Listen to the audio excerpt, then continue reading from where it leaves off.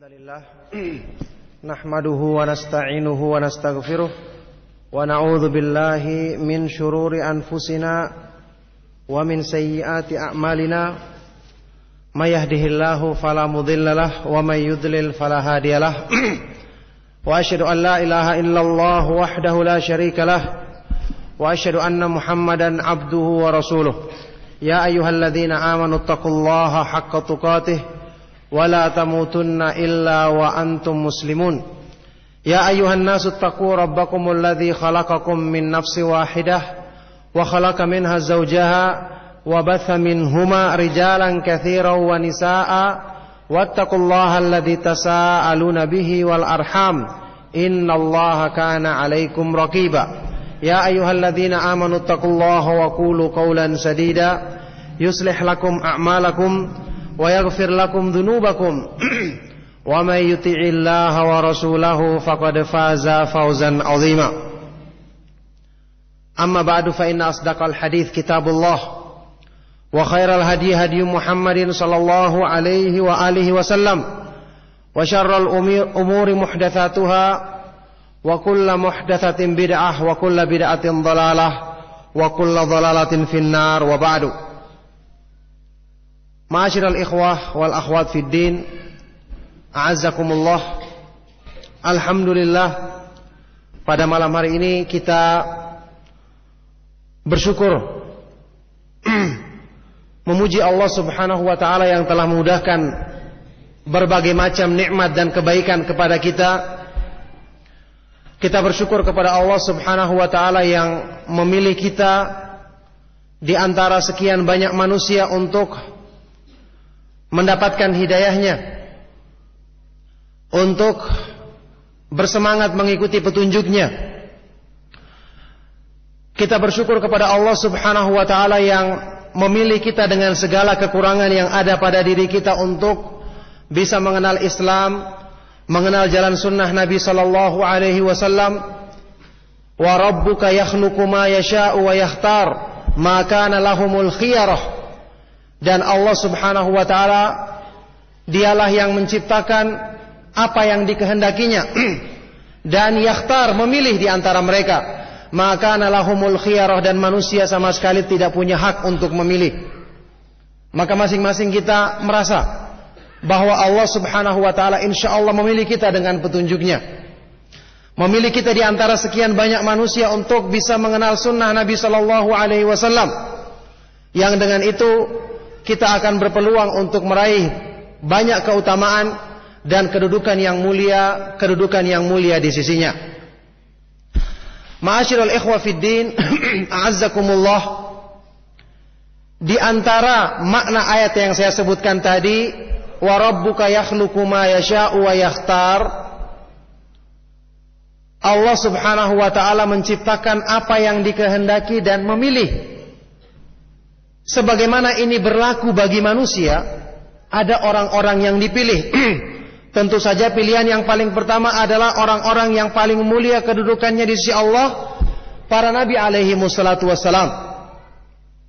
Setelah itu orang-orang yang mengikuti jalan mereka, orang-orang yang mengikuti petunjuk mereka, orang-orang yang mempelajari, memahami dan mengamalkan ilmu sunnah Rasulullah sallallahu alaihi wasallam.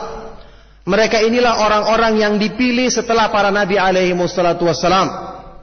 Makanya Imam Ibnu Qayyim rahimahullah taala menafsirkan hadis wali, man adali waliyan faqad adzantuhu bil harbi wa ma taqarraba ilayya 'abdi bi syai'in ahabba ilayya mimma aftaradtuhu alayhi wa la yazalu 'abdi yataqarrabu ilayya bin nawafil hatta uhibbahu.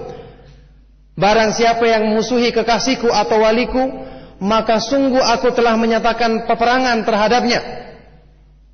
Dan tidaklah seorang hamba mendekatkan diri kepadaku dengan sesuatu yang lebih aku cintai daripada apa yang aku wajibkan kepadanya, dan senantiasa hambaku mendekatkan diri kepadaku dengan hal-hal yang bersifat anjuran sehingga aku pun mencintainya. Ibnu Qayyim rahimahullah ta'ala sewaktu menafsirkan hadis ini, beliau mengatakan, wa warathatul anbiya'i hum sadatu awliya'illahi azza wa jal, dan pewarisnya para nabi, orang-orang yang mewarisi ilmunya para nabi, mewarisi jalan petunjuk yang ditempuh oleh para nabi, mereka itu adalah pemimpinnya, penghulunya para wali-wali Allah Subhanahu wa taala. Jadi subhanallah, tidakkah kita merasa yang kita bersyukur kepada Allah Subhanahu wa taala dipilih sebagai ahlu sunnah? Tidakkah kita merasa bahwasanya ini semua adalah pilihan dari Allah Subhanahu wa taala yang Allah khususkan bagi kita di antara sekian banyak manusia? Karena wali-wali Allah bahkan pemimpinnya adalah warathatul anbiya, pewarisnya para nabi. Jadi sejauh mana manusia berusaha mengambil bagian yang besar dari warisannya para nabi, maka semakin sempurna pula tingkat kewalian dalam dirinya. Yang ini sekaligus merupakan peringatan bagi orang-orang yang menentang dakwah sunnah, menentang dakwah sunnah Nabi Shallallahu Alaihi Wasallam, atau membenci seorang ahlu sunnah karena berpegangnya dia kepada sunnah. Maka ini Allah Subhanahu Wa Taala nyatakan dalam hadis yang kita kenal tadi, faqad adzantuhu bil harb, sungguh aku telah mengumumkan peperangan, permusuhan terhadapnya. Maka naudzubillahi min dzalik, hati-hati, peringatan bagi orang-orang yang membenci dakwah sunnah Nabi Shallallahu Alaihi Wasallam, sebagaimana mencintai orang yang berilmu karena ilmunya, karena sunnah yang dipegangnya adalah ibadah, bagian besar untuk mendekatkan diri kepada Allah Subhanahu Wa Taala. Ali bin Abi Thalib radhiyallahu taala anhu dalam sebuah athar yang sahih pernah mengatakan, wa mahabbatul alimi dinun yudanu biha, dan mencintai orang yang berilmu, mencintai orang yang memahami sunnah karena sunnah yang dilakukannya atau yang dipegang teguhnya adalah termasuk din, bagian dari agama yang seseorang beribadah kepada Allah Subhanahu wa taala dengannya. Maka demikian pula sebaliknya, membenci seorang yang berpegang teguh dengan sunnah, membenci orang-orang yang berpegang teguh dengan sunnah karena sunnah yang dipegangnya, wal iyadu billah, adalah termasuk perbuatan yang sangat dibenci oleh Allah Subhanahu wa taala. Sehingga antum ketahui keterangan dari para ulama, di antaranya Syekh bin Baz rahimahullah taala, sewaktu menafsirkan keumuman daripada makna firman Allah Subhanahu wa taala dalam ayat yang terkenal dalam surat At-Taubah, qul abillahi wa ayatihi wa rasulihi kuntum tastahzi'un la ta'tadiru qad kafartum ba'da imanikum. Katakanlah, apakah terhadap Allah, terhadap ayat-ayatnya dan terhadap Rasulnya Sallallahu Alaihi Wasallam kalian berani memperolok-olok, mengejek? Janganlah kalian meminta maaf, sungguh kalian telah kufur setelah beriman. Beliau mengatakan termasuk dalam keumuman kufur yang diancam dalam ayat ini adalah orang yang membenci orang yang berilmu karena ilmu yang dimilikinya, membenci seorang ahlu sunnah karena berpegang teguhnya dia kepada sunnah. Adapun kalau dia membenci karena akhlak orang tersebut buruk, ada tingkah lakunya yang tidak sesuai dengan pemahaman Islam yang benar, maka ini tidak sampai hukumnya demikian. Maka ini perkaranya lain. Tetapi yang jadi masalah adalah kalau ada orang yang membenci orang lain, naudzubillahi min dzalik, karena orang lain itu berpegang teguh kepada sunnah Nabi Shallallahu Alaihi Wasallam, maka terkena dalam ancaman ayat ini. Maka ya ikhwatu fillah, di sini sebagai kabar gembira bagi kita semua bahwasanya Allah Subhanahu wa taala memuliakan orang-orang yang berilmu dengan ilmu yang mereka miliki, yang dengan itu mereka menjadikannya sarana untuk menyempurnakan ketakwaan kepada Allah Subhanahu wa taala. Maka oleh karena itu ya ikhwatu fillah, berbahagialah dengan ilmu sunnah yang kita pelajari, berbanggalah dengan kegiatan mengadakan pengajian sunnah yang selalu kita galakan, karena itu demi Allah merupakan sebesar-besar nikmat, itu merupakan karunia yang agung yang Allah Subhanahu wa taala perintahkan kita dalam Al-Qur'an untuk berbangga dengannya. Allah Subhanahu wa taala berfirman, qul bi fadlillahi wa bi rahmatihi fabidzalika falyafrahu huwa khairun mimma yajma'un. Katakanlah, dengan karunia dari Allah yaitu keimanan, wa bi rahmatihi, dan dengan rahmatnya yaitu Al-Quran, maka dengan itu hendaknya mereka berbangga. Orang-orang yang berilmu merasa puas dan merasa cukup, karena itu semua lebih baik daripada semua kemewahan dunia yang dihimpun dan dikumpulkan oleh manusia. Jadi Allah memerintahkan orang-orang yang berilmu dalam ayat ini untuk merasa bangga dengan iman dan Al-Quran. Yang keduanya kembali kesimpulannya kepada ilmu yang bermanfaat dan amalan soleh. Maka seandainya tidak ada keutamaan ilmu kecuali ayat ini, lakafa bihi syarafan wa fadla, cukuplah itu sebagai keutamaan dan kemuliaan, kata Imam Ibnu Qayyim rahimahullah ta'ala. Maka ini semua kebanggaan, jalan takwa kepada Allah subhanahu wa ta'ala dalam berbagai macam ibadah tidak akan dicapai kecuali melalui jalan ilmu. Kata Imam Sufyan Ats-Tsauri, innama yuta'allamul ilmu li'annahu yuttaqallahu bihi, wa innama fuddila al-ilmu ala ghairihi li'annahu yuttaqallahu bihi. Hanyalah ilmu itu dipelajari karena dengan ilmu itu seseorang mencapai takwa kepada Allah, dan hanyalah ilmu itu diutamakan dibandingkan amal-amal yang lainnya karena dengan ilmu itu seseorang mencapai takwa kepada Allah subhanahu wa ta'ala. Ma'asyiral ikhwa fid din rahimakumullah. Tema kajian kita pada malam hari ini tidak lepas dari masalah takwa yang merupakan cita-cita dan keinginan setiap manusia. Kalimat takwa yang tema yang kita ambil pada malam hari ini adalah menyambut bulan Ramadan. Yang tentu saja waktu kita membahas tentang bulan Ramadan, mungkin saya tidak akan membicarakan tentang masalah persiapan dalam artian masalah-masalah yang berhubungan dengan fikih puasa Ramadan, yang saya yakin itu antum akan dapatkan lebih dari cukup dari para asatidz fudhala yang biasa mengadakan pengajian di masjid ini, di Radio Roja atau di tempat-tempat di sekitar daerah ini. Apalagi juga dengan kunjungan Ustaz Firanda yang alhamdulillah banyak memberikan faedah kepada antum, karena beliau adalah murid dari syekh kita yang terkenal, Syekh Abdul Razak hafizahumullah ta'ala.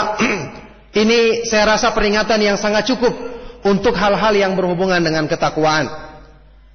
Yang ingin saya ingatkan di sini sehubungan dengan masalah takwa yang ingin kita raih dan semua kita bercita-cita untuk mendapatkannya adalah persiapan menyambut bulan Ramadan, yang merupakan bulan yang disyariatkan padanya ibadah yang besar, yaitu ibadah puasa, yang kita ketahui bersama ibadah puasa tujuannya adalah untuk mencapai takwa kepada Allah subhanahu wa ta'ala.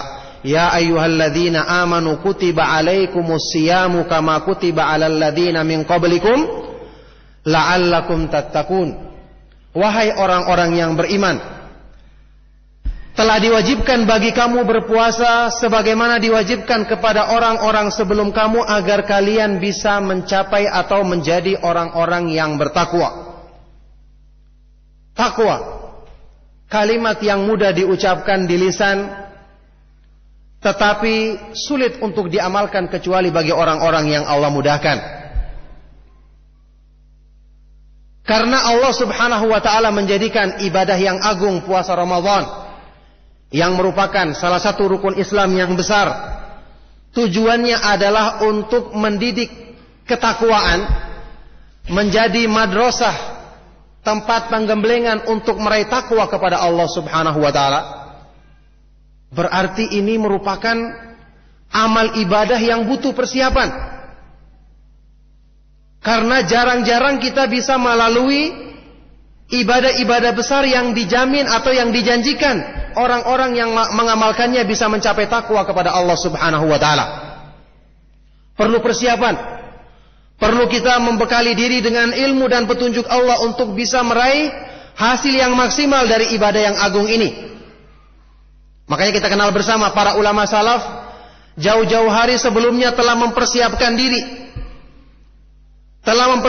diri, berdoa kepada Allah subhanahu wa ta'ala untuk disampaikan kepada bulan Ramadan. Ini bukan perkara yang main-main. Kalau mungkin saat ini mungkin tidak pernah terbetik dalam diri kita, sampai saat ini kebanyakan kita mungkin belum ada persiapan. Semua mengatakan, paling nanti kalau saya lewati ya sudah saya jalani. Beda dengan para ulama salaf.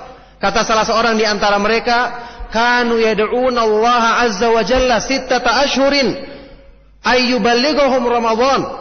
Mereka dulu berdoa kepada Allah subhanahu wa ta'ala selama 6 bulan. agar Allah Subhanahu wa taala mempertemukan mereka dengan bulan Ramadan, thumma yad'unahu ba'da dzalika 6 ashhurin ay yataqabbala minhum. Setelah itu mereka berdoa lagi selama 6 bulan agar diterima amal mereka dalam bulan Ramadan. Subhanallah, ada yang lebih luar biasa daripada perhatian seperti ini? Bukankah ini menunjukkan mereka adalah orang-orang yang semangat untuk meraih takwa? Jawabannya iya. Persiapan yang mereka lakukan. Kemudian berdoa kepada Allah agar diterima ibadah mereka. Subhanallah, inilah ketakutan yang sebenarnya. Inilah bukti takwa yang sebenarnya yang ada dalam hati mereka. Ini keadaannya para ulama salaf. Nah, oleh karena itu saya katakan tadi wajar kalau amalan besar yang tujuannya untuk mencapai takwa ini harusnya mendapatkan perhatian besar dari orang-orang yang beriman. Karena kita ketahui bersama seperti yang saya katakan tadi, kalimat takwa semua orang bisa mengucapkannya, ringan diucapkan di lisan. Tapi yang jadi masalah takwa itu adalah intinya terdapat dalam hati. Rasulullah sallallahu alaihi wasallam bersabda bagaimana? At-taqwa hahuna. At-taqwa hahuna. Takwa terletak di sini dalam hati. Dalam Al-Qur'an Allah Subhanahu wa taala berfirman, "Dzalika wa may yu'azzim sya'airallahi fa innaha min taqwal qulub." Dalam surat Al-Hajj. Yang demikian itu maka barang siapa yang mengagungkan syiar-syiar Allah, mengagungkan perintah dan larangan Allah, maka itu adalah timbulnya dari takwa yang terdapat dalam hati. Jadi, bukti bahwa seseorang itu memiliki takwa dalam dirinya adalah ta'zimu sya'airillah, pengagungan terhadap syiar-syiar Allah, terhadap perintah dan larangannya. Pengagungan terhadap syiar-syiar Allah terwujud dalam bentuk mempersiapkan diri untuk menyambutnya, membekali diri dengan ilmu untuk mempelajari hal-hal yang berhubungan dengan ibadah tersebut, berdoa kepada Allah Subhanahu wa taala agar dimudahkan kita melaksanakannya dengan baik dan diterima oleh Allah Subhanahu wa taala. Ini bukti orang yang memiliki takwa dalam hatinya. Dan ketahuilah, ayyuhal ikhwatu fillah, takwa hati itulah takwa yang hakiki, yang membedakan orang mukmin dengan orang-orang munafik, yang membedakan orang-orang yang bersungguh-sungguh dalam mengikuti kebenaran dan orang-orang yang punya tujuan lain untuk memenuhi kepentingan hawa nafsunya dengan menjalankan agama Islam ini.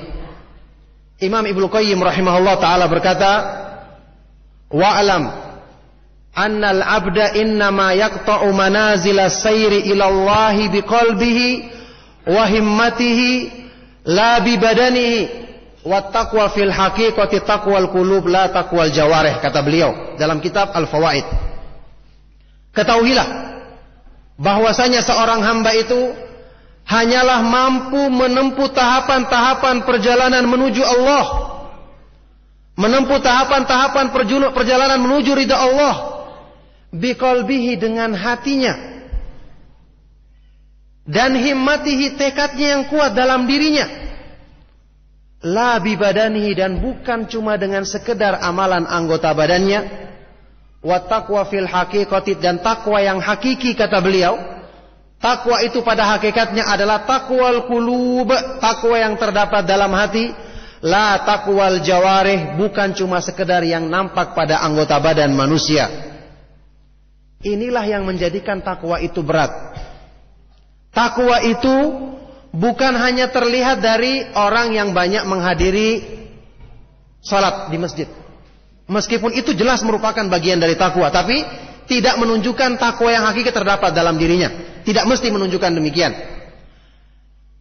Karena orang yang melakukan amalan soleh banyak tujuannya, seperti perbuatannya orang-orang munafik.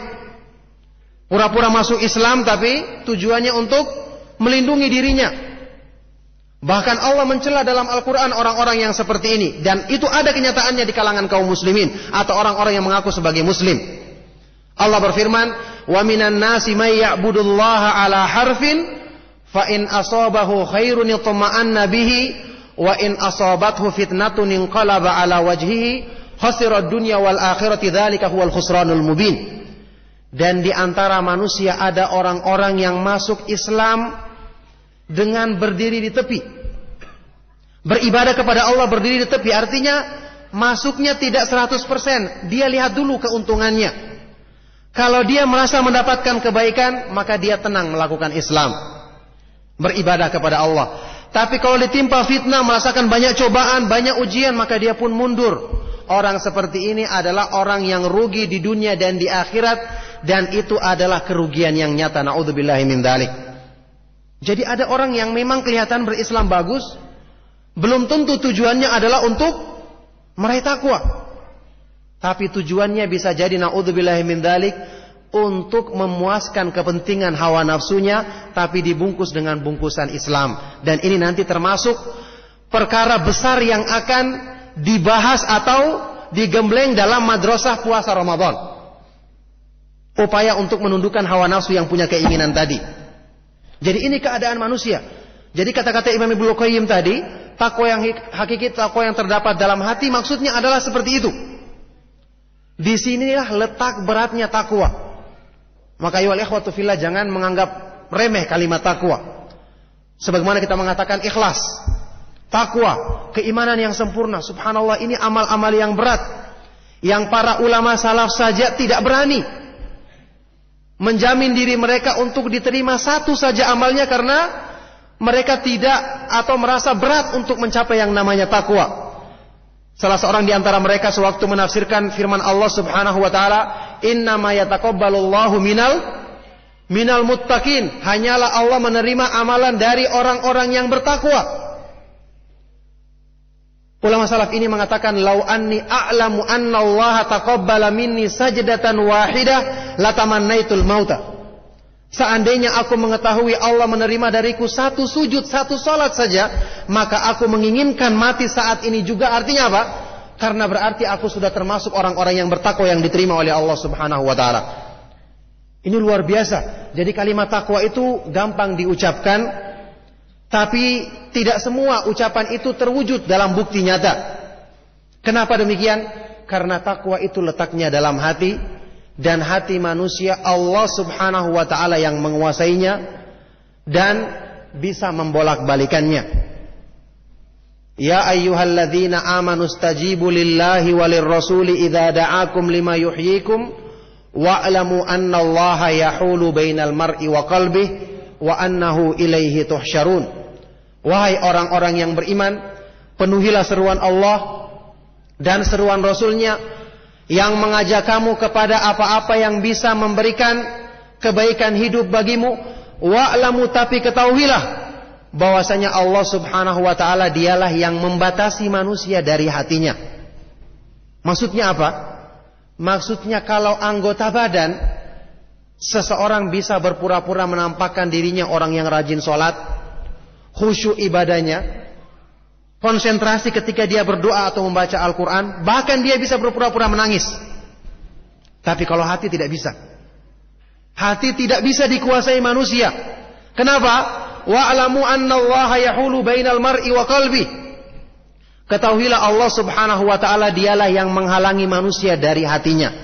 Nah, maka hati yang merupakan tempatnya takwa yang hakiki ini tidak bisa dibikin-bikin keadaannya. Allah Subhanahu wa taala yang menguasainya. Dan dialah yang Maha mengetahui siapa yang manusia yang bersungguh-sungguh dalam usahanya untuk kemudian dimudahkan baginya taufik demi sedikit demi sedikit untuk diisi hatinya dengan ketakwaan. Rasulullah sallallahu alaihi wasallam bersabda, "Inna quluba bani Adam kullaha baina isba'aini min asabi'ir rahmani yusrifuhu kaifa yasha." Sesungguhnya hati manusia semuanya terletak di antara dua jari dari jari-jarinya Ar-Rahman, jari-jarinya Allah Subhanahu wa taala, yang Allah akan palingkan sesuai dengan kehendaknya. Ini yang menjadi masalah. Oleh karena itu takwa yang hakiki ayyuhal ikhwatu fillah tidak akan dicapai kecuali dengan pertolongan Allah Subhanahu wa taala semata-mata. Kecuali dengan kesungguhan yang sungguh-sungguh dalam diri kita untuk berjuang mencapainya. Maka alhamdulillah kita kembali kepada materi bahasan kita, ibadah Ramadan yang sebentar lagi akan kita jumpai dengan izin Allah Subhanahu wa taala. Ini merupakan fursah, kesempatan besar yang harus dimanfaatkan oleh orang-orang yang beriman untuk meraih kebaikan. Belum tentu kita bisa mencapai Ramadan. Kalaupun kita mencapainya, belum tentu kita bisa keluar dengan membawa kebaikan. Atau belum tentu kalau tidak kita persiapkan diri, kita bisa mencapai Ramadan yang berikutnya. Banyak kemungkinan-kemungkinan yang mengharuskan kita benar-benar meniru keadaannya para ulama salafus saleh yang menjadikan kesempatan ibadah seperti ini musim-musim kebaikan yang Allah Subhanahu wa taala selalu jadikan kepada hamba-hambanya ini untuk berlomba-lomba dalam meraih kebaikan. Maka subhanallah, kalau antum lihat keterangannya Imam Ibnu Rajab Al-Hambali dalam kitabnya Lataiful Ma'arif tentang bagaimana sungguh-sungguhnya para ulama salaf dalam mempersiapkan diri menghadapi bulan Ramadan. Dari semenjak bulan Sya'ban, bahkan 6 bulan sebelumnya, mereka meminta kepada Allah Subhanahu wa ta'ala, karena tidak semua orang yang dipilih untuk bisa mencapai bulan ini, apalagi mempersiapkan diri untuk bisa melaksanakan ibadah di bulan ini dengan sebaik-baiknya, apalagi untuk bisa diterima ibadahnya agar dia termasuk golongan orang-orang yang mendapatkan predikat takwa setelah lulus daripada madrasah Ramadan ini. Maka ayyuhal ikhwatu fillah, sekali lagi merupakan hal yang patut kita syukuri. Kita bergembira jika Allah Subhanahu wa taala mempertemukan kita dengan bulan yang agung ini dalam keadaan kita sudah mempersiapkan diri sebelumnya. Mempersiapkan diri yang paling utama mengetahui apa unsur-unsur takwa yang dijadikan hikmah pada bulan ini. Rasulullah SAW sudah kita ketahui bersama dalam hadis sahih riwayat Imam Ahmad, memberikan busyra, kabar gembira kepada para sahabat ketika datangnya bulan Ramadan. Kabar gembira, sesuatu yang sangat menggembirakan. Dan kita ketahui Rasulullah SAW tidak akan memberikan kabar gembira kepada umatnya kecuali dalam kebaikan yang berhubungan dengan iman. Sebagaimana Nabi SAW bersabda dalam hadis sahih riwayat Imam Ahmad di hadapan para sahabatnya, "Ja'akum syahrul Ramadan wa huwa syahrun mubarak. Qad faradallahu fihi siyamahu, fihi tuftahu abwabul jinan wa tughlaqu abwabun niran." Telah datang kepada kalian bulan Ramadan yang penuh dengan keberkahan, yang Allah telah mewajibkan padanya puasa di bulan Ramadan ini. Pada bulan ini dibukakan pintu-pintu kebaikan dan ditutup pintu-pintu keburukan. Subhanallah, siapa yang tidak gembira ketika pintu-pintu pintu-pintu surga dibuka dan pintu-pintu neraka ditutup? Orang beriman mana yang tidak gembira ketika pintu-pintu surga dibuka agar amal-amalnya diterima oleh Allah Subhanahu wa taala? Orang yang berbuat dosa mana yang tidak bergembira ketika pintu-pintu neraka ditutup sehingga kesempatannya untuk diberikan ampun oleh Allah Subhanahu wa taala juga semakin besar? Orang berakal mana yang tidak bergembira ketika tusaffadu syayatin, syaitan-syaitan yang dibelenggu, sehingga dengan itu dia bisa memperbanyak kebaikannya pada bulan yang penuh dengan kemuliaan ini. Itu keterangannya Imam Ibnu Rajab rahimahullah taala. Jadi ini kabar gembira, kesempatan yang ditunggu-tunggu oleh orang-orang yang beriman untuk meraih kedudukan yang mulia di sisi Allah Subhanahu wa taala. Maka ma'asyiral ikhwa fid din rahimakumullah, sekali lagi persiapan untuk meraih takwa di bulan Ramadan adalah dengan merenungkan ibadah-ibadah agung di bulan ini, utamanya yang berhubungan dengan hikmah besar. Kalau antum perhatikan, satu keutamaan atau ciri yang paling menonjol pada bulan Ramadan adalah keterkaitannya dengan satu sifat yang sangat besar dalam Islam yang merupakan syarat mutlak untuk mencapai takwa. Sifat apa itu? Sifat apa? Sifat ma'ruf, yang kedudukannya dalam keimanan seperti kedudukannya kepala pada tubuh manusia. Apa itu? Sifat sabar. Sangat sederhana. Sifat sabar, sifat yang sederhana, mungkin semua orang mengaku memilikinya, tapi belum tentu terbukti secara benar.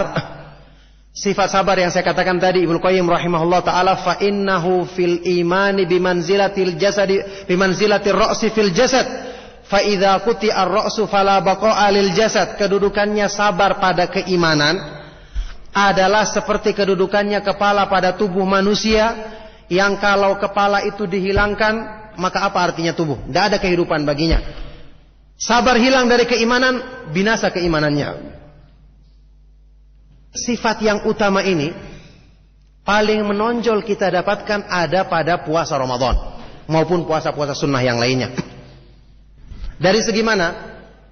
Dari segi bahwa puasa itu sendiri bagian dari kesabaran. Seperti kata Imam Ibnu Rajab rahimahullah ta'ala. Makanya dalam sebagian riwayat yang sahih, Syahrul Ramadan itu disebut dengan Syahrus Sabar, bulan yang penuh dengan kesabaran. Bulan yang penuh dengan kesabaran. Sampai-sampai Imam Ibnu Rajab Al-Hambali rahimahullah ta'ala menerangkan bahwa unsur-unsur kesabaran yang terdapat pada bulan Ramadan itu sangat keterkaitan antara keduanya. Puasa Ramadan dengan kesabaran itu sangat erat sekali. Karena pada puasa Ramadan semua jenis-jenis kesabaran dilakukan oleh manusia. Kita ketahui sabar ada 3 jenisnya. Sabar dalam melaksanakan ketaatan kepada Allah subhanahu wa ta'ala. Di bulan Ramadan jelas terlihat nyata. Sabar dalam meninggalkan apa-apa yang dilarang oleh Allah. Dilarang makan, minum, dilarang melakukan hal-hal yang membatalkan puasa yang lainnya. Bahkan unsur kesabaran dalam masalah ini lebih besar lagi. Kenapa? Kalau larangan-larangan di bulan Ramadan, kalau perbuatan-perbuatan maksiat biasa, manusia terbiasa meninggalkannya. Tapi di bulan Ramadan perkara yang asalnya mubah diperintahkan untuk ditinggalkan. Allah perintahkan manusia untuk meninggalkannya karena taat kepada Allah, maka unsur kesabarannya dan upaya yang menundukkan hawa nafsu agar bisa bersabar lebih besar lagi dibandingkan dengan meninggalkan perbuatan maksiat yang lainnya. Yang ketiga, bersabar dalam menghadapi ketentuan-ketentuan Allah yang tidak sesuai dengan keinginan manusia, hawa nafsu manusia. Dalam puasa orang merasakan lemah, orang merasakan haus, kadang-kadang sakit. Dia harus bersabar. Maka secara keseluruhan jenis-jenis kesabaran ada pada puasa Ramadan.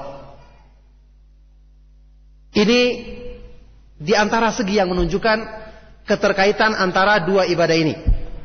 Ada satu segi lagi yang menunjukkan, yang juga sangat jelas menunjukkan keterkaitan antara kesabaran dengan puasa Ramadan. Ada yang bisa sebutkan? Fadhal, kalau ada yang bisa sebutkan segi apa yang menunjukkan eratnya hubungan antara kesabaran dengan puasa Ramadan? Apa itu? Ada yang ingat? Atau memang tidak pernah diingat? Ana yakin antum tahu, cuman kadang-kadang lupa. Jadi kadang-kadang lupa, kadang-kadang nggak ingat. Kalau disebutkan ingat semua baru gitu ya. Ada yang ingat gak? Pertanyaannya, balasan orang yang bersabar yang disebutkan Al-Quran apa? Bighairi hisab. Innama yuwaffas sabiruna ajrahum bighairi hisab. Hanyalah orang-orang yang bersabar itu akan disempurnakan balasannya oleh Allah subhanahu wa ta'ala tanpa batasan. Tanpa batasan. Terus hubungannya apa dengan puasa Ramadan? Hubungannya puasa Ramadan adalah ibadah yang balasannya juga tanpa batasan. Dalam hadis riwayat Imam Muslim yang terkenal, Allah subhanahu wa ta'ala berfirman, hadis kursi, Kullu amali ibni Adam yudha'afu al-hasanatu bi asyri amthaliha. Qala Allahu azza wa jalla illa saum fa innahu li wa ana ajzi bihi yada'u ta'amahu wa syahwatahu li. Semua amal perbuatan yang dilakukan oleh manusia akan dilipat gandakan. Satu kebaikan dilipat gandakan menjadi 10 kali lipat. Dalam riwayat lain ada tambahan ila 700 dhi'fin ila adha'afin katsirah, sampai 700 kali lipat, sampai berlipat-lipat ganda yang banyak. Kemudian Allah berfirman apa? Illa shaum atau illa siyam, kecuali ibadah puasa. Apa artinya? Apa maknanya? Kecuali ibadah puasa yang tidak ada batasan balasan pahalanya, bighairi hisab, tidak ada batasan hitungan pahalanya, keutamaannya. Kenapa? Allah menyebutkan alasannya dalam hadis kursi ini, fa innahu li wa ana ajzi bi. Karena puasa adalah untukku, ditujukan untukku, dan aku sendiri yang akan membalasnya. Yada'u ta'amahu wa syahwatahu li, karena dia meninggalkan makan dan syahwatnya karena mengikuti keridhaanku. Inilah puasa yang sangat erat kaitannya dengan kesabaran, yang memang puasa itu merupakan ajang melatih kesabaran, yang hubungannya adalah karena kedua-duanya adalah amalan yang dijanjikan balasan pahalanya tidak terbatas. Baik, sekarang kita perhatikan, ayo al-ikhwatu fillah, karena waktu saya ringkas. Kita perhatikan bagaimana kaitannya antara puasa dalam upaya untuk mencapai kesabaran atau untuk mencapai takwa kepada Allah Subhanahu wa taala. Dalam berbagai kajian saya sering menyebutkan nukilan ucapannya Imam Ibnu Qayyim rahimahullah taala tentang hubungannya dengan hawa nafsu. Beliau mengatakan, ajma'as sa'iruna ilallah ala ikhtilafi turuqihim wa tabayuni sulukihim ala anna an-nafsa hiyal qati'atu bainal abdi wa bainal wusuli ila rabbi tabaraka wa ta'ala. Semua orang-orang yang menempuh jalan menuju Allah, meskipun berbeda-beda jalan yang mereka tempuh, semua sepakat mengatakan bahwa nafsu manusia adalah penghalang utama bagi mereka untuk mencapai ridha Allah Subhanahu wa taala. Masalahnya di sini yang menghalangi takwa itu, karena masing-masing kita punya hawa nafsu. Dan pekerjaan menundukkan hawa nafsu sangat berat, membutuhkan senjata utama yang tadi merupakan syarat utama untuk bisa benarnya iman seorang, yaitu kesabaran. Kesabaran. Hawa nafsu tidak akan mungkin bisa ditundukkan kecuali dengan kesabaran. Fitnah syahwat manusia tidak akan mungkin bisa diatasi kecuali dengan manusia bersabar, menundukkan hawa nafsunya dan memaksanya untuk mengikuti ketaatan kepada Allah Subhanahu wa taala. Sebagaimana fitnah syubhat tidak akan mungkin bisa dilawan kecuali dengan ilmu yang mendalam. Makanya antum ketahui semua, ilmu yang mendalam dengan kesabaran merupakan syarat untuk mencapai kedudukan imamatun fid din. Bisabri wal yakini tunalul imamatu Fiddin, kata Ibnu Taimiyah rahimahullah ta'ala. Dengan kesabaran dan keyakinan, yaitu ilmu yang mendalam, dengan cara itulah orang mencapai tingkatan keimaman pemimpin dalam agama, berdasarkan firman Allah Subhanahu wa ta'ala, wa ja'alna minhum a'immatan yahduna bi amrina lamma sabaru wa kanu bi ayatina yuqinun. Dan kami jadikan di antara mereka pemimpin-pemimpin dalam agama yang mereka mengambil petunjuk dari perintah kami, dan mereka adalah orang-orang yang yakin terhadap ayat-ayat kami, yaitu memahami dengan mendalam ayat-ayat kami. Maka siapa yang tidak punya kesabaran, jangan mimpi untuk bertakwa. Siapa yang tidak mau berjuang dengan kesabaran, melatih kesabarannya untuk menundukkan hawa nafsunya, yang merupakan tunggangan utama syaitan untuk memalingkan manusia dari jalannya, siapa yang tidak punya kesabaran, maka selama-lamanya dia tidak akan mencapai takwa kepada Allah Subhanahu wa taala. Maka ayyuhal ikhwatu fillah, inilah unsur yang paling utama yang terdapat pada puasa. Puasa artinya adalah mengendalikan hawa nafsu. Puasa artinya adalah memaksa hawa nafsu untuk selalu menjalankan ketaatan kepada Allah Subhanahu wa taala. Maka orang-orang yang bisa bersungguh-sungguh menundukkan hawa nafsunya selama di bulan Ramadan, untuk selalu diarahkan kepada ketaatan, diarahkan untuk meninggalkan perbuatan-perbuatan maksiat, kalau dia terus melakukannya dengan menetapi hal tersebut sampai setelah Ramadan, maka insya Allah dia adalah termasuk orang-orang yang dimudahkan baginya untuk meraih ketakwaan kepada Allah Subhanahu wa taala. Jadi dari sini kita lihat ternyata pengaruh daripada ibadah puasa Ramadan dalam menumbuhkan sifat sabar dalam diri manusia yang merupakan senjata utama untuk menundukkan hawa nafsu sangat-sangat besar sekali. Oleh karena itu ya ikhwatu fillah, ini yang hendaknya kita perhatikan dengan sebaik-baiknya. Inilah yang kita usahakan dalam ibadah puasa Ramadan yang akan kita sambut nanti. Dengan tentu saja jangan dilupakan bahwa kesabaran yang merupakan buah dari puasa Ramadan untuk meraih takwa kepada Allah Subhanahu wa taala tentu saja dicapai dengan melakukan ibadah puasa yang sesuai dengan sunnah Nabi Shallallahu Alaihi Wasallam, ikhlas kepada Allah Subhanahu Wa Taala. Maka di samping mempersiapkan mental kita, yang paling penting juga mempersiapkan ilmu. Karena semua ibadah yang disyariatkan dalam Islam, keutamaannya yang bermacam-macam dan besar, kita ketahui akan diraih oleh manusia bertingkat-tingkat di hadapan Allah Subhanahu Wa Taala, sesuai dengan bertingkat-tingkatnya keikhlasan mereka dan pemahaman serta pengamalan mereka terhadap sunnah Nabi Shallallahu Alaihi Wasallam dalam ibadah yang mereka lakukan. Kita ketahui bersama, inilah makna sabda Nabi Shallallahu Alaihi Wasallam yang berhubungan dengan salat.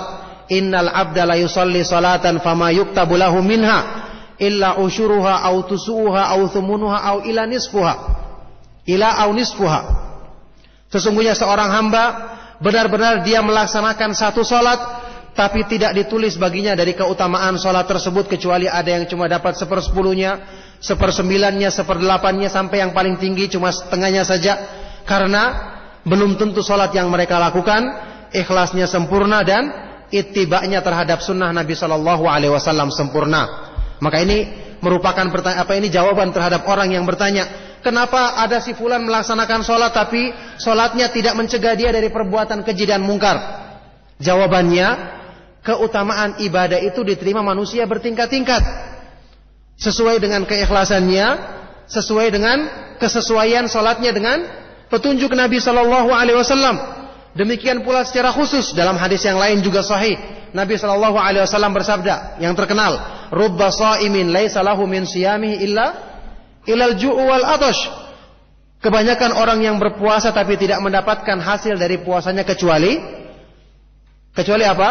Lapar dan dahaga semata-mata. Ini semua kembali kepada permasalahan tadi, bahwa kalau kita ingin meraih keutamaan dari ibadah yang kita lakukan, maka benahilah terlebih dahulu keikhlasannya, kemudian jadikanlah ibadah yang kita lakukan lebih dekat kepada sunnah Nabi Shallallahu Alaihi Wasallam, sehingga dengan itu kita akan mendapatkan keutamaan yang lebih besar pula. Maka persiapan untuk mempelajari tentang fikih Ramadan, nasihat para ulama dalam menghadapi hal-hal yang berhubungan dengan puasa Ramadan, hukum-hukum yang berkenaan dengannya, kewajiban-kewajiban di dalamnya, apa-apa yang bisa membatalkannya, dan hal-hal yang lain, ini sangat penting untuk kita pelajari sebelumnya agar bisa mencapai keutamaan yang besar dalam puasa yang agung ini. Ayyuhal ikhwatu fillah, demikian penjelasan yang ringkas tentang masalah takwa dan hubungannya dengan ibadah puasa.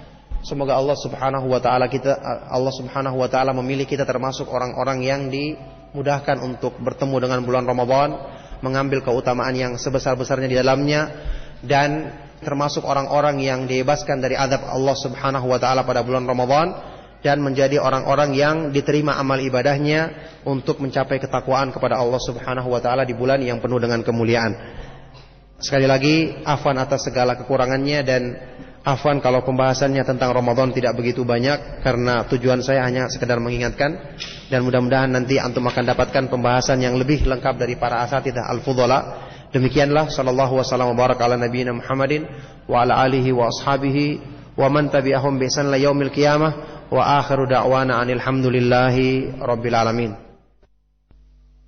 Ana seorang ibu yang lagi menyusui di luar Ramadan, ketika makan sedikit aslinya juga sedikit. Karena Ramadan tahun lalu ana sedang hamil dan tidak puasa, maka tahun ini ingin sekali puasa, karena ketika tidak puasa ada yang kurang, rasanya hampa di bulan Ramadan. Apa yang harus Anda lakukan?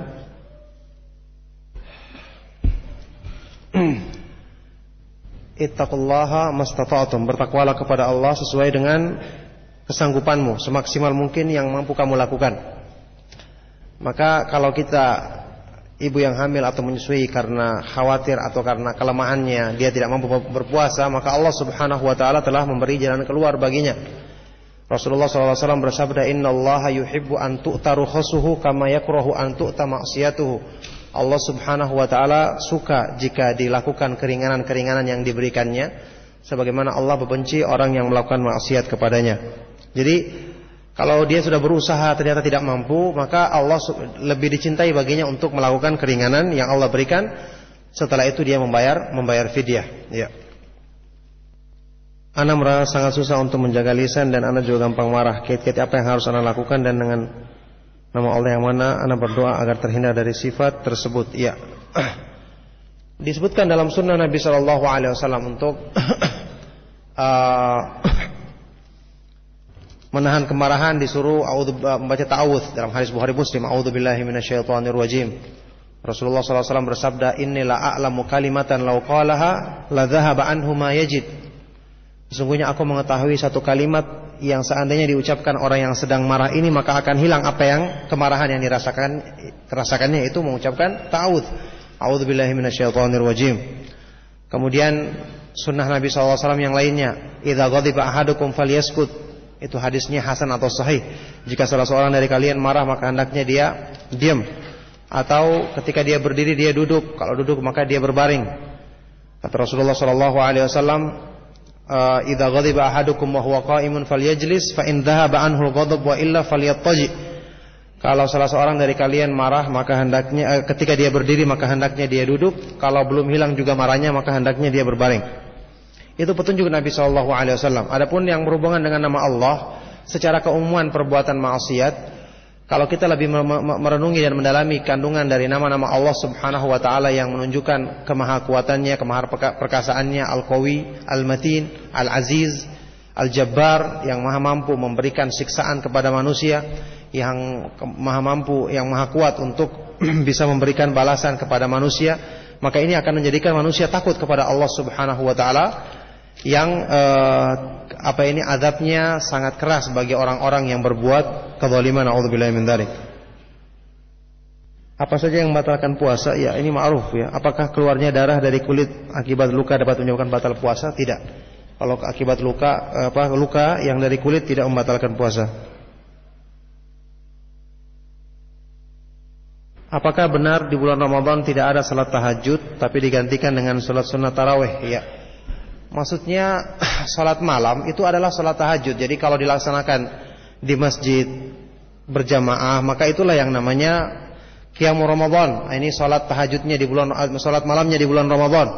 Kalau dia melaksanakan di berjamaah bersama imam, kalau dia tidak melaksanakan berjamaah bersama imam maka dia laksanakan sendiri di rumah dengan 11 rakaat seperti sunnah Nabi SAW, maka itulah salat malam baginya. Meskipun yang sudah kita ketahui yang bersama bahwasanya yang lebih utama adalah melaksanakan berjamaah bersama imam berdasarkan sabda Nabi SAW, fa innahu man shalla ma'al imam ma shalla ma'al imam hatta yansharif kutiba lahu qiyamul lailah. Sungguhnya barang siapa yang melaksanakan salat tarawih bersama imam sampai imamnya selesai maka dianggap baginya, dituliskan baginya pahala salat semalam suntuk. Saya dianggap orang sururi. Yang saya tanyakan apakah sururi itu Ustadz? Ya. Sururi itu artinya nisbah kepada surur. Surur artinya bergembira. Maka sururi artinya adalah orang yang selalu bergembira secara bahasa. Kalau pengertian bahasa, adapun pengertian yang dimaksud dengan tuduhan tadi adalah menuduh orang yang mengikuti pemahamannya Muhammad bin Surur, yang pemahaman tersebut adalah pemahaman bid'ah, karena mereka bermudah-mudah terhadap ahlul bid'ah, mengkafirkan pemerintah, dan meremehkan para ulama ahlus sunnah wal jamaah. Itu ciri-cirinya, meremehkan para ulama ahlus sunnah wal jamaah. Nah ini dilihat kalau memang antum atau orang yang dituduh ini memiliki sifat itu, maka tuduhannya benar. Kalau tidak benar maka tidak usah diperdulikan. Yang menuduh itu bisa jadi lebih pantas mendapatkan tuduhan tadi. Perbedaan antara takwa dan tawadhu. Tawadhu artinya merendahkan diri di hadapan Allah Subhanahu wa taala dengan selalu mengakui kekurangan dan mengakui sempurnanya nikmat yang Allah berikan kepada hamba dan mengakui hamba selalu kurang dalam mensyukuri nikmatnya. Maka tawadhu merupakan bagian daripada takwa. Adapun takwa sudah kita ketahui ma'ruf pengertiannya. Seperti kata para ulama, artinya adalah anta amala bi taatillahi ala nurin minallah tarju thawaballah wa anta truka ma'siyatallahi ala nurin minallah takhafu iqaballah. Kamu mengamalkan ketaatan kepada Allah berdasarkan cahaya atau petunjuk darinya karena mengharapkan pahalanya, dan meninggalkan perbuatan maksiat kepada Allah karena berdasarkan petunjuk atau cahaya darinya karena takut akan siksaannya. Ini ada kaitannya dengan bulan Ramadan. Bagaimana kalau dalam sholat tarawih kita tidak menemukan di sekitar kampung kita yang mengerjakan sholat dengan 11 rakaat yang dikerjakan dengan 2 salam, 2 salam gitu ya. Adanya 4 tambah 3, ada 2 salam, tapi 23 rakaat. Ya, bentuk sholat yang dilakukan oleh Nabi SAW yang 11 rakaat itu sudah kita ketahui bermacam-macam. Jadi kalau ada di kampung kita melaksanakan satu di antaranya, maka itu diperbolehkan. Kalau ada yang melaksanakan 2, 2, 2, 3 itu diperbolehkan. Ada yang 2, 2, 2, 1 itu diperbolehkan. Atau 2, 2 kemudian 3 11 rakaat juga diperbolehkan. Atau 4, 4, 3 atau 2, 2 terus langsung 5 juga boleh. Ini banyak bentuknya yang disebutkan dalam hadis-hadis yang sahih. 4, 4, 3 itu bisa jadi 4-nya langsung sekaligus berdiri tanpa ada tahiyat awal, atau juga bisa pakai tahiyat awal seperti salat zuhur. Yang melaksanakan seperti ini diperbolehkan. Adapun kalau lebih dari 11 rakaat itu ada perselisihan di kalangan para ulama. Sebagian besar atau mayoritas para ulama saat ini, khususnya para masyayikh yang ada di Arab Saudi, mereka mengatakan lebih dari 11 rakaat itu diperbolehkan.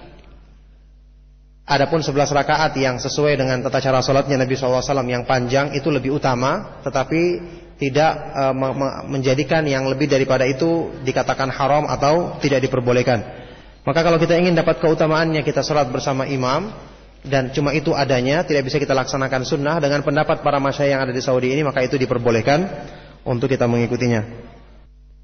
Bagaimana cara membedakan tangisan yang hanya di mata dengan tangisan yang merupakan tangisan hati? Ya, sulit dibedakan karena sama-sama menangis dan sama-sama ada air matanya. Masalahnya hati kan tidak ada yang tahu kecuali Allah Subhanahu wa taala. Cuman kalau itu orang yang menangis adalah orang yang akidahnya bagus, seorang ahlu sunnah, maka kita husnudzon kepada dia. Dia ini menangis karena Allah Subhanahu wa taala, karena takut akan dosa-dosanya. Ya. Bagaimana cara menghidupkan hati yang telah mati? Yang paling utama dihidupkan adalah dengan petunjuk Allah, dengan ilmu. Karena kebodohan itu adalah yang mematikan hati manusia. Kata seorang penyair, wa fil jahli qoblal mauti mautun li ahli wa ajsaduhum qoblal kuburi kuburu.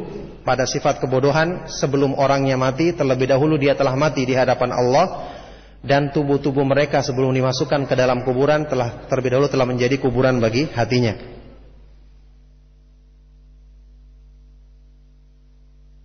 Apakah boleh memberitahukan kepada karib kerabat akan datangnya bulan Ramadan lewat SMS? Boleh. Tujuannya untuk mengingatkan agar dia bisa mempersiapkan, menasihatinya agar mendapatkan keutamaan yang besar di bulan tersebut. Tadi dikatakan takwa diraih dengan ilmu. Apakah beda takwa orang yang banyak ilmu dan yang sedikit ilmu? Bukankah hakikat ilmu adalah menghadirkan rasa takut pada Allah? Bisakah orang yang lemah ilmunya, takwanya mengalahkan orang yang banyak ilmunya? Orang yang ilmu yang bermanfaat sudah kita ketahui artinya adalah ilmu yang bentuk ketakwaan dalam diri manusia. Ya, ini membuat ketakutan kepada Allah. Cuman tidak bisa dibayangkan ilmu yang seperti ini didapatkan tanpa belajar. Jadi dia nggak belajar tiba-tiba dia langsung bisa bertakwa, langsung takut hatinya. Tidak bisa, karena ilmu itu harus dipelajari. Al-Quran yang merupakan sumber ketakwaan harus difahami kandungan artinya. Minimal orang yang ingin menyempurnakan mengambil manfaat daripada Al-Quran harus paham bahasa Arab. Itu membutuhkan ilmu agar dia bisa meresapi kandungannya secara sempurna. Karena manfaat dari Al-Quran itu kita dapatkan tergantung dari sejauh mana kita meresapi kandungannya, memahami artinya. Kata Ibnu Qayyim rahimahullah taala, walakinna dzalika mauqufun ala fahmihi wa ma'rifatil muradi minhu. Akan tetapi fungsi daripada Al-Quran dalam membentuk takwa dalam diri manusia tergantung dari sejauh mana kita memahaminya dan mengetahui kandungan isinya. Begitu. Jadi tidak bisa dibayangkan orang yang dikatakan sedikit ilmunya dalam artian dia tidak pernah belajar, tidak paham hal-hal yang menyempurnakan imannya, tiba-tiba dia bisa menjadi takwa. Ya, tidak bisa, karena ilmu itu merupakan jalan yang Allah Subhanahu wa taala bentangkan di dunia ini untuk bisa mencapai ridha Allah Subhanahu wa taala. Cuman tidak mesti orang yang banyak belajar kalau dia tidak berusaha untuk introspeksi diri, menundukkan hawa nafsunya, melatih kesabaran dalam dirinya, mengamalkan ilmunya, tidak mesti dia bisa menjadi orang yang bertakwa. Tapi orang yang mungkin dia belajar sedikit tapi dia berusaha beramal, mengoreksi diri. Maksudnya belajar sedikit di sini maksudnya standar untuk ukuran yang sebenarnya. Bukan belajar sedikit mungkin 1 bulan sekali menghadiri pengajian, ya ini kemudian tidak pernah membaca sama sekali di rumah, maka ini jelas standar yang sangat kurang, ya. Jadi sedikit di sini maksudnya dia tidak terlalu kelihatan sebagai orang yang sering bicara, tapi dia memahami Al-Quran dengan baik. Dia kemudian banyak merenungkan tentang ilmu, berusaha untuk introspeksi dirinya, belajar kemudian berusaha diamalkan. Maka ini yang dimaksud dengan orang yang ilmunya sedikit dalam tanda petik, tapi dia berusaha untuk selalu mengamalkan ilmunya untuk meraih ketakwaan kepada Allah Subhanahu wa taala. Ya. Sallallahu wasallam barak ala nabiyina Muhammadin wa ala alihi wa ashabihi wa man tabi'ahum bi ihsan ila yaumil qiyamah. Wa akhiru da'wana alhamdulillahi rabbil alamin. Subhanakallahumma wa bihamdika asyhadu an la ilaha illa anta astaghfiruka wa atubu ilaik.